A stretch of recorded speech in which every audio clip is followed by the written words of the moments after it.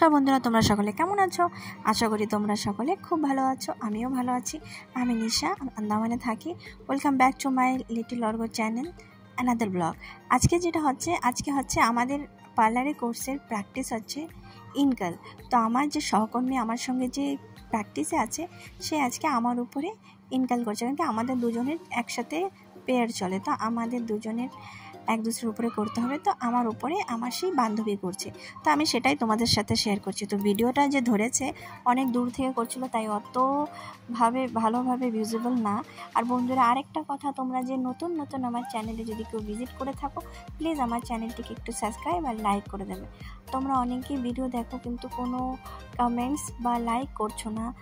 দয়া করে তোমরা একটি লাইক আর কমেন্টস নিশ্চয়ই করবে, তাহলে আমার সাপোর্ট হবে।